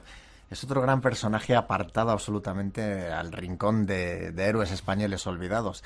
Él ya tenía un enorme currículum y laureado currículum militar, pero pasó al final a la eternidad por ser el héroe de Pensacola. Es que cuando España le declara la guerra a Inglaterra para ayudar a las 13 colonias, le encarga a Gálvez, que entonces era el gobernador de Luisiana, que recupere todas las fortalezas del Golfo de México. La fortaleza y la plaza más importante era esta de Pensacola, pero que era una plaza pues muy complicada de tomar porque había que cruzar un estrecho que había muy poco calado, con lo cual la operación pues era suicida. Y entonces él se lanzó y dijo así una frase: el que tenga honor y valor que me siga. Pues nada, de toda la flota que había, pues nadie le siguió, fue él. Y desde entonces en su escudo de armas pues reza la leyenda: yo solo. Bueno, pues Gálvez, al final los demás, pues viendo el valor que tenía Gálvez, le siguieron y consiguieron tener todas esas victorias que el propio George Washington reconoció que habían sido muy necesarias para el resultado de la guerra de la independencia. Y bueno, por estas y otras consideraciones, en 2014 concretamente, el mismísimo Barack Obama le hizo ciudadano de honor de los Estados Unidos, le concedió la ciudadanía de honor, que este hecho solo lo tienen otras 7 personas, entre ellos pues Winston Churchill y Teresa de Calcuta. O sea que es un español muy reconocido allí, tiene su ciudad, su condado, y aquí no lo conocemos de nada. Tendremos su estatua en Colón dentro de poco. ¿Bernardo de qué? Curioso porque he oído también hablar de estos españoles. Hacían intercambios con los indígenas, no hicieron lo que llegaron a hacer luego los norteamericanos, que machacaron a todos los pueblos por donde pasaban. Ellos hacían intercambios, hacían contactos con ellos, hubo leña, supongo, pero bueno, eran más amistosos, no destrozaron culturas tanto como...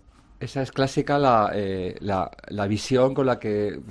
Pues que a lo mejor tenemos que despejar un poco las telarañas. Los españoles dieron leña, pero como cualquier otro pueblo que está en una zona hostil o diferente. De la que pretende obtener recursos, por supuesto. Pero la palabra exterminio, que se usa mucho aplicada al impacto español, realmente el exterminio, por ejemplo, de las tribus indígenas le hicieron los blancos americanos llegados de Europa en el siglo XIX, no los españoles. Vale. Clarísimamente. 2 minutitos a Australia. Españoles, Australia. ¿Dónde llegaron? Ahí arriba, en... Alaska. Fíjate, Australia. Algunos llegaría, algún gallego seguro. Algún gallego seguro. Seguro.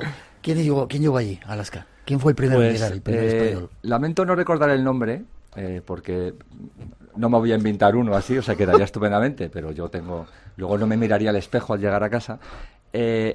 en Alaska hubo algunos puestos comerciales en los que se intercambiaban pieles, recursos y grasa, pero lo interesante fue las buenas comerciales que hicimos algunos españoles allí con rusos. ¿Con rusos? Con rusos, sí, porque Alaska fue posesión rusa. Estados Unidos, digamos que se ha hecho a base de conquista, pero también de compra. Tal vez en otro momento hablemos de cómo los americanos compraron Luisiana y la Florida a España y Rusia y Alaska a Rusia. Entonces los rusos no sabían que Alaska estaba forrada de petróleo, ¿no? Lo hubieran comprado más caro. Pero esa faceta de los españoles, que por alguna razón me los imagino de Écija, no sé por qué, de una zona de mucho calor, en Alaska es algo muy desconocido y creo que la gente debería estudiar, ¿no? Ya hasta ahí llegaron. Algún día habrá que hablar de ello. 2:53, 1:53 en las Islas Canarias. El último capítulo de este punto que quiero poner. Escuchamos una introducción.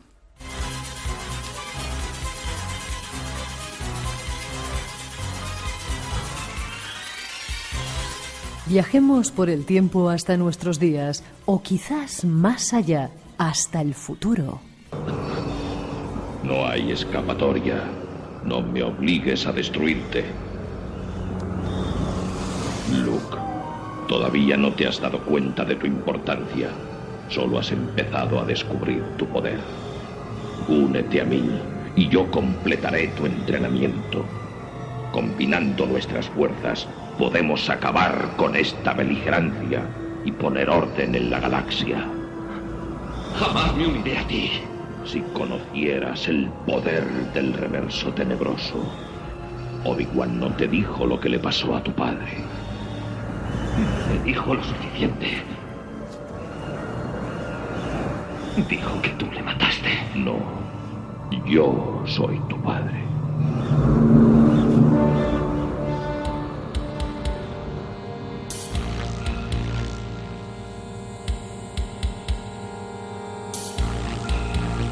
Es una escena de Star Wars, la saga de la Guerra de las Galaxias. Un fenómeno mundial que cambió la forma de hacer y ver el cine. Una serie de películas que guardan dentro de sí muchos mensajes ocultos, muchas claves. Nuestros invitados nos ayudan a descubrirlas. Tenemos muy poco tiempo hasta las noticias, os quedáis luego un ratito más, cortito porque hay un brujo esperando.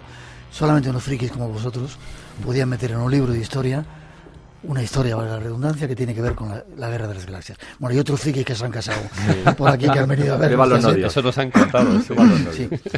Claro. ¿Por qué? ¿Por qué metéis? Hay que justificar por qué hablamos de la Guerra de las Galaxias en un libro de historia. Pues porque consideramos que para acabar el libro, pues la Guerra de las Galaxias es un mito, es una mitología del siglo XX, ¿no? Yo creo que va a trascender y aparte nos lo pasamos muy bien. Básicamente. Además he visto cómo iba repitiendo el texto de ese fragmento que te lo sabes hasta los efectos especiales te podría hacer. Tal vez no sea el momento, pero... Bueno, ¿de dónde viene eso de...? Primero quizá preguntaros por el creador, ¿no? George Lucas. ¿De dónde le viene esta historia? Parece que le dieron muchos palos, nadie creía en esa idea. Un tipo tímido, ¿no? Un tipo apocado, pero que ya venía de hacer primero un fracaso que fue THX 1000 no sé cuántos, y luego de hacer American Graffiti, que fue un gran éxito de taquilla, donde aparece por primera vez Han Solo. Y entonces, bueno, pues apostaron por él, sabiendo que había hecho un éxito, pero con una idea de guión que, bueno, pues una historia de Mace Windu se llamaba al principio, ¿no? Que empezaba así: esta es la historia de Mace Windu, un reverenciado Jedi Venda del planeta de los Ofuchi, emparentado con Usbi CJ Tape, aprendiz de Padawan del famoso Jedi. Toma ya. Todo eso decía. Hoy sabemos lo que es un Padawan, lo que es un Jedi, pero entonces nadie sabía qué quería decir. Y entonces fue una pelea, pues básicamente le decían: aclárate, por favor. O sea, George, aclárate, Lucas, aclárate, porque es que no hay quien se entere con esta historia. De hecho, la la primera trilogía, que es el capítulo 4, que es una locura ya en sí misma, iba a ser la primera película. O sea, él quería meter todo ese contenido en una sola película y al final le convencieron de que, bueno, que la trocease, y al final, bueno, pues aprendió a base de mucho trabajo y mucho esfuerzo y mucho tesón, pues a escribir un guión que se entendiese, ¿no? Ahora sí, bueno, podemos hablar mucho de ese guión. Vale, en un minutito, de repente eso, estaba rodando la película y tampoco lo entendía la gente que estaba afuera. Nadie sabía nada. Nadie sabía lo que estaba pasando. Nadie sabía nada porque era una película absolutamente incomprensible, porque rompió radicalmente la forma de rodar una película, la forma de hacer efectos especiales. La primera proyección que hizo, la hizo con películas, o sea, con trozos de película, con aviones en blanco y negro que sobrevolaban, las escenas, ¿no? Entonces nadie sabía muy bien cómo iba a ser la película, hasta el punto de que parece ser que el único que vio, que olió un poquito de lo que podía ser después de esa primera proyección fue Spielberg, que le dijo, creo que tienes un taquillazo. El resto de la sala se tiraban de los pelos, especialmente el productor, que decía, pero Dios mío, ¿dónde me he metido? Que esto va a ser una ruina.